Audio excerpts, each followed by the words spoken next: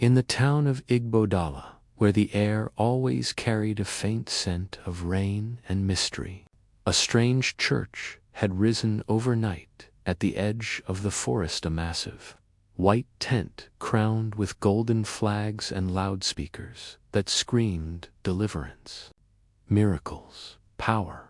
From dawn till midnight, the people called it the Fire of Glory Assembly, led by a man named Prophet Mando, who claimed to heal the blind and raise the dead.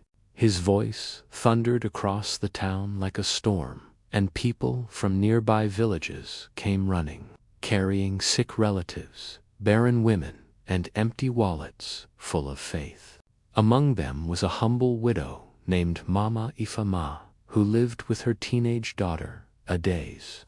They had struggled since the death of Ifyama's husband, barely surviving by selling roasted corn by the roadside.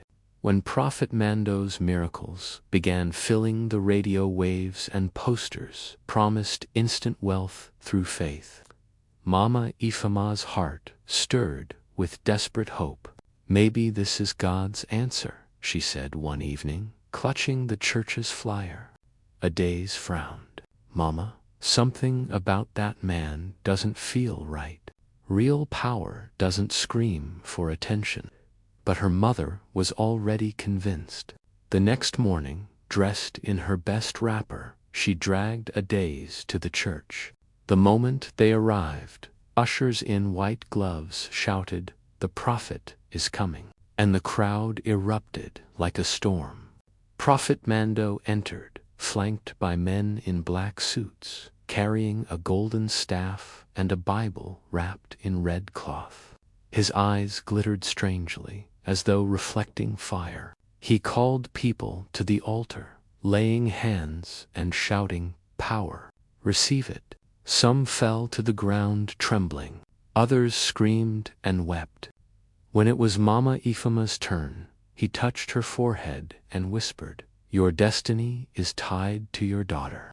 Bring her to me for cleansing tonight, alone." His tone sent a chill down Adi's spine.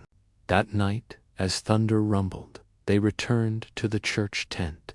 Inside, the lights flickered dimly, candles burning in a circle, and Prophet Mando stood at the center, chanting words in a language Adaze did not understand. "Kneel, child," he commanded.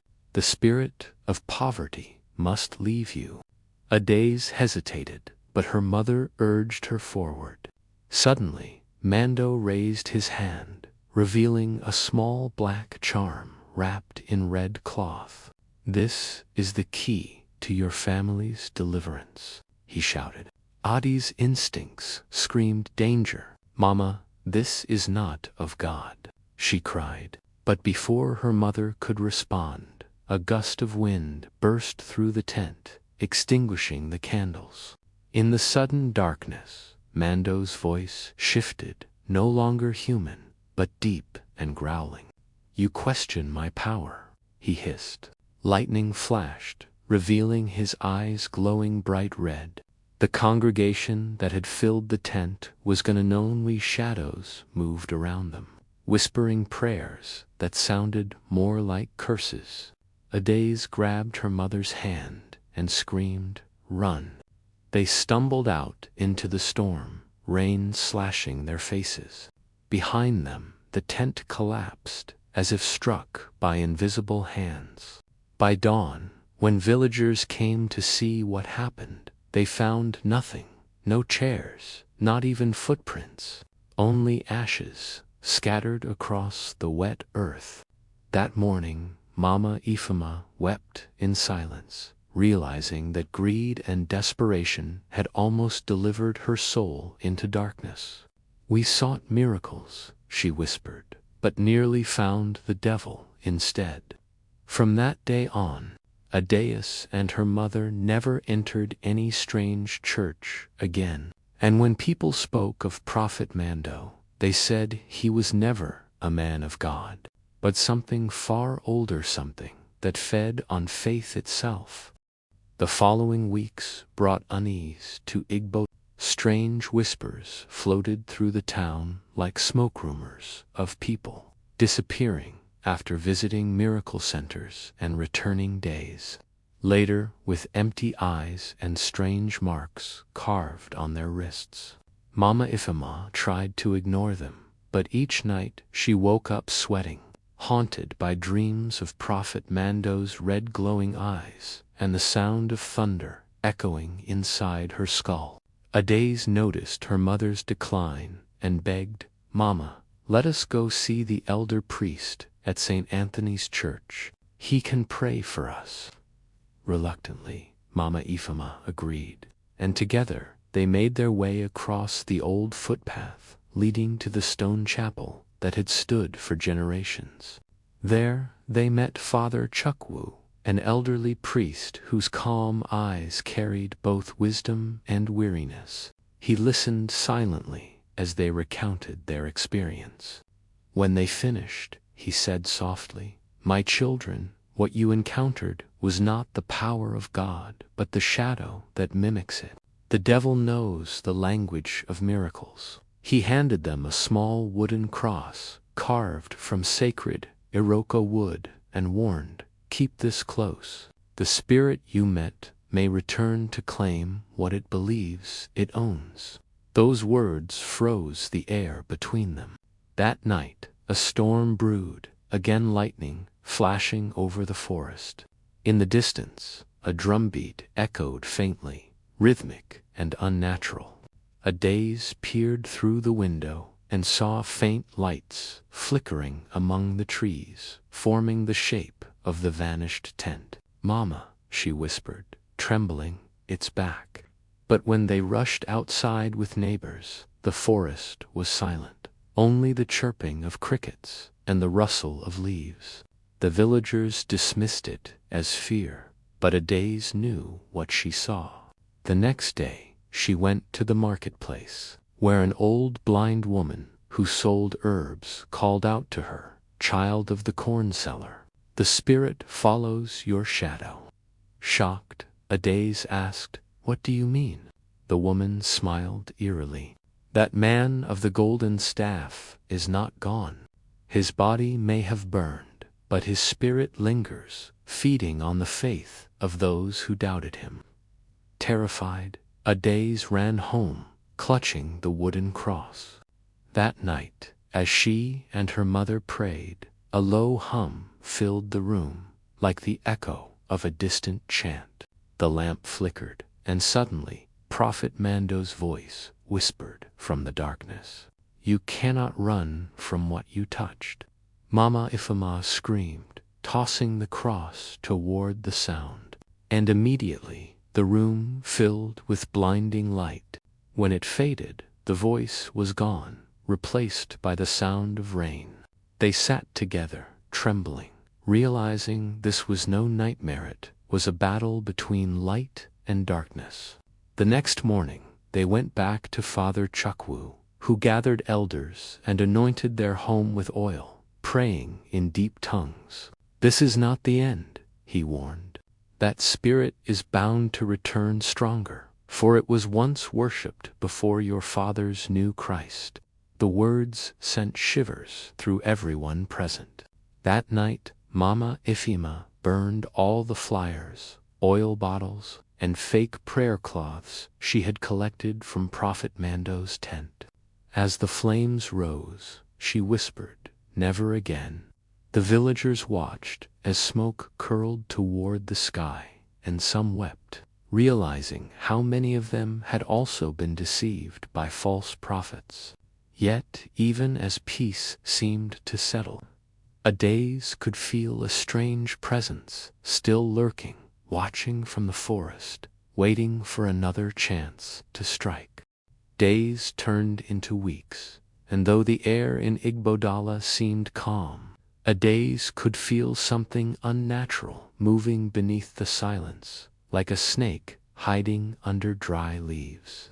The villagers had begun rebuilding their trust in old traditions, returning to ancestral shrines and true places of worship.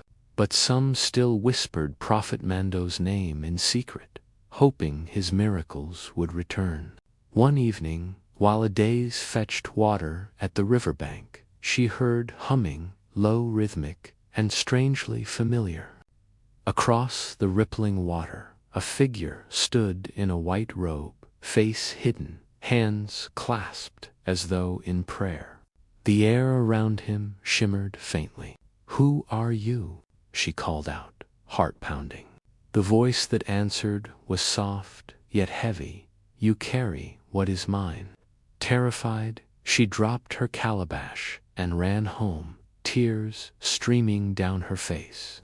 When she told her mother, Mama Ephema froze. "It's him," she whispered.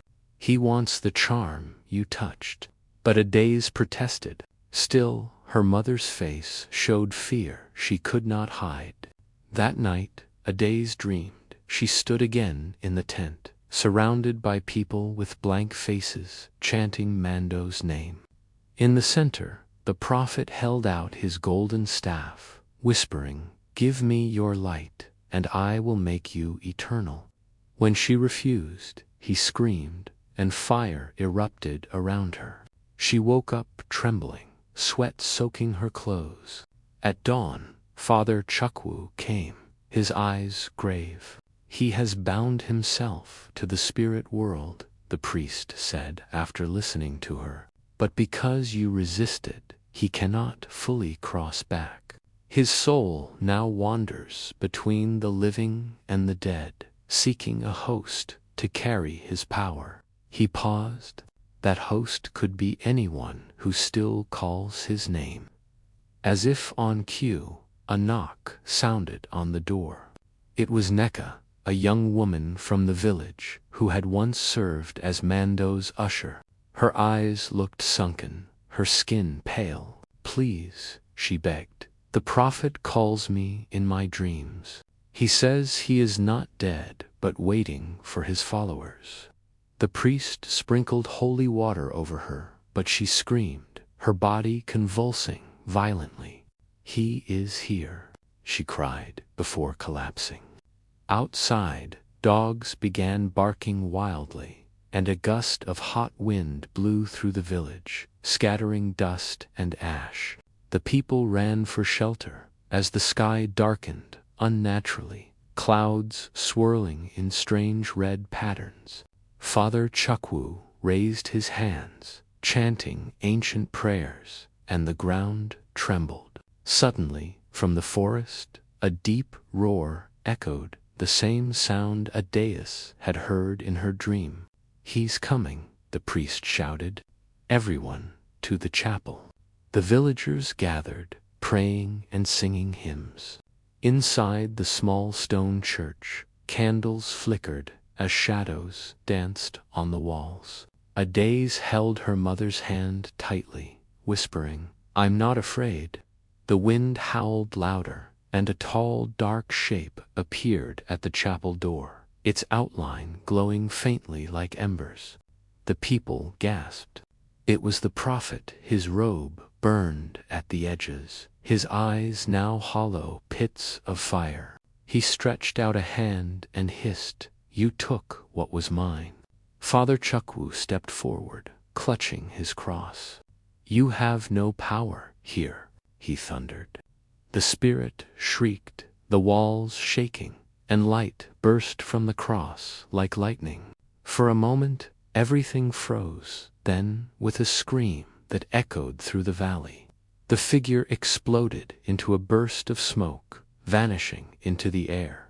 When the storm cleared, silence fell. The villagers knelt in tears, realizing the evil that had haunted them was finally broken. But as Adaze looked out the church window toward the forest, she saw one ember still glowing faintly in the distance. She whispered, "It's not over." For several weeks after that terrible night, Igbadala seemed peaceful again. Birds sang, the market thrived, and laughter slowly returned to the streets. Yet an invisible weight still lingered, pressing down on the hearts of those who had once followed Prophet Mando. Adaze often walked by the forest's edge, feeling the faint pull of something calling her name from within the trees. "Forget that place," Mama Ifama warned. "The dead should not be disturbed." But Adaze could not forget the ember she'd seen glowing in the dark. She feared it meant Mando's spirit still roamed. One morning, a young boy from the village came running, breathless. "The forest is speaking," he shouted. When the elders followed him, they found strange carvings on the tree trunks, symbols of fire and eyes drawn in ash. Father Chukwu studied them with unease. "He's trying to return," he murmured. "Somebody must still be feeding his spirit." That night, a faint drumbeat echoed again through the wind, the same rhythm that had once marked Mando's healing services. In a small hut at the edge of the village, a group of his old followers had gathered secretly, led by Nika, the woman once possessed. "The prophet will rise again," she whispered, her voice trembling but determined. They lit candles and began to chant his name. As their voices rose, the air grew thick and the candles flickered violently. Suddenly, the ground shook and smoke seeped up from the floor. "He comes," Nika cried, but her scream turned to horror as her body convulsed and her eyes rolled back. From her mouth came a deep voice, not hers. "I told you I would return." The followers fled in terror, leaving her twitching on the floor. Across the village, Adaze woke from her sleep with a start, her body drenched in sweat. "Mama," she gasped, "he's back." The priest was summoned once again, and this time he came not with holy water alone, but with relics of the old faith, the carved staff of the first elder, said to hold the power of truth. Together with Adaze and a few brave villagers, he entered the forest before dawn. The trees groaned like living things, and cold mist clung to their feet. They found Nika kneeling before a charred tree, her hands bleeding, whispering prayers to something unseen. Father Chukwu raised the staff and commanded, "In the name of truth and the blood of the ancestors, reveal yourself." The mist thickened, twisting into the shape of a man cloaked in shadow. The figure's voice thundered, "You cannot destroy faith, you can only feed it." Adaze stepped forward, clutching the wooden cross the priest had once given her. "Faith without truth is death," she shouted. The figure lunged toward her, but the cross burst into light, burning brighter than the morning sun. The shadow screamed, writhing in agony as the staff struck the ground, sending a wave of fire through the forest. Trees ignited, and the symbols of eyes and flame vanished in sparks. When the light faded, Nika lay unconscious, freed at last, and the forest fell silent. The villagers wept with relief, but Father Chukwu warned, "Evil never truly dies, only sleeps when forgotten. Keep your faith pure, or it will find another mask to wear." As dawn broke, the first rays of sunlight pierced through the burned trees, revealing the old ruins of an ancient shrine beneath the ashes, a place older than the church, where spirits had once been worshipped long before Mando was born. Adaze gazed at it with awe and fear, realizing the prophet had only been a vessel for something ancient, something that might one day rise again. When the fire in the forest finally died and the sun rose over Igbo, peace seemed to return, but deep within the ashes of the old shrine, something continued to pulse faintly, a remnant of the power that had once called itself Prophet Mando. The villagers believed the battle was over, and in many ways it was. Yet Adaze could not shake the feeling that the victory came with a price. The priest fell ill soon after that night, his strength fading as if the spirit he'd cast out had taken part of his life force with it. "Do not weep for me, Father," Chukwu told Adeus, smiling weakly from his bed. "Light always demands sacrifice." Within weeks, he passed away, and the people buried him beside the mango tree behind the chapel. His staff, now split in two, was placed over his grave. Mama Ifema tried to comfort Ades, saying, "He finished his work. Now we must guard what he left behind." But fate was not yet done testing them. One night, as the wind howled through the empty marketplace, Ades heard footsteps outside. When she looked through the window, she saw a hooded figure standing beneath the moonlight, its body faintly glowing with golden embers. "Who's there?" she whispered. The figure lifted its head, revealing the face of Nikolaev, but her eyes blank. "He calls for you," she said, her voice hollow. "He is bound, but you are the key." Ades froze, every instinct screaming to run, but her courage rooted her in place. "Tell him I am not his vessel," she replied firmly. Nika tilted her head, a faint smile crossing her lips before she vanished into the mist. The next morning, the villagers found her body near the forest edge, her hand clutching the remains of a black charm. The elders decided to perform a cleansing ritual for the entire town, blending the old ancestral rites with the new faith's prayers. For 3 days, drums echoed, fires burned, and people confessed every hidden secret, pouring away bottles of fake anointing oils they had bought from false prophets. On the final night, the sky was clear, the stars bright, and for the first time in months, the air felt pure. During the ritual, Ades stood at the center, holding the priest's broken staff. As she prayed, a warm wind swirled around her, carrying whispers that sounded like Father Chukwu's voice. "Guard the truth, my child. False light always returns wearing a new robe."